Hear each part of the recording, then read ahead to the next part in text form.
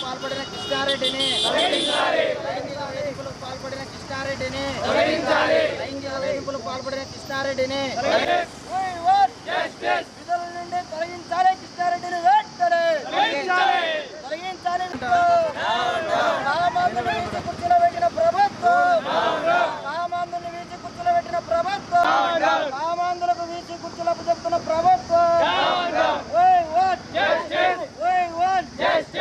కుర్చీలకు చెప్తున్న ప్రభుత్వం, కామాంధులకు వీచి కుర్చీలకు చెప్తున్న విధుల నుండి తొలగించాలి. కృష్ణారెడ్డిని వెంటనే విధుల నుండి తొలగించాలి. కృష్ణారెడ్డిని తొలగించాలి. కామాంధుని వీచి కుర్చీని వెంటనే తొలగించాలి. కామాంధుని వీచి కుర్చీని వెంటనే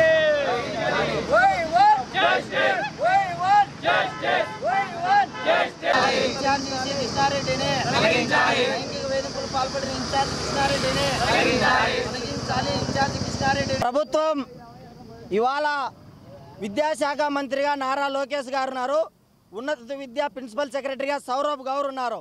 ఇవాళ రాష్ట్రంలో ఉన్నటువంటి యూనివర్సిటీల వైస్ ఛాన్సలర్ల మార్పులో భాగంగా యోగవేమన యూనివర్సిటీ కడపలో ఒక కామాంధునికి ఇన్ఛార్జ్ వీసీ నియామకాన్ని all India student federation AIS వ్యతిరేకిస్తూ ఉన్నది.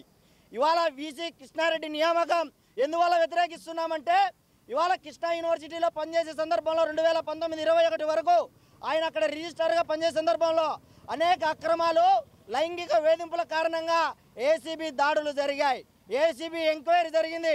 అక్కడి నుండి తిరిగి వచ్చి కడప యోగవేమన యూనివర్సిటీలో ప్రిన్సిపల్గా బాధ్యతలు చేపట్టాడు.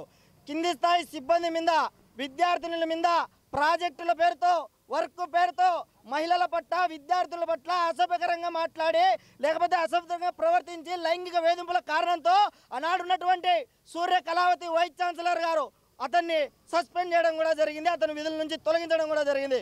మరి ఇవాళ ఈ ప్రభుత్వం ఏ నైతికతతో యోగవేమన యూనివర్సిటీలో ఇన్ఛార్జ్ వైస్ ఛాన్సలర్గా నియమించారో ఇవాళ ఈ ప్రభుత్వ పెద్దలంతా సమాధానం చెప్పాల్సినటువంటి అవసరం ఉంది. అందువల్ల ఆల్ ఇండియా స్టూడెంట్ ఫెడరేషన్గా ఒక్కటే హెచ్చరిక చేస్తూ ఉన్నాం. ఈ ప్రభుత్వం వెంటనే ఈ యొక్క నియామకాన్ని వెనక్కి తీసుకోవాలి. ఈ యొక్క కృష్ణారెడ్డిని విధుల నుండి తొలగించాలని చెప్పి డిమాండ్ చేస్తూ ఉన్నాం. లేకపోతే యూనివర్సిటీలో ఉన్నటువంటి ప్రతి విద్యార్థితో జిల్లా వ్యాప్తంగా ఆందోళన చేస్తాం. కృష్ణారెడ్డి నియామకం రద్దయ్యేంత వరకు కూడా పోరాటం చేస్తామని చెప్పి ఈ సందర్భంగా తెలియజేస్తా ఉన్నాం.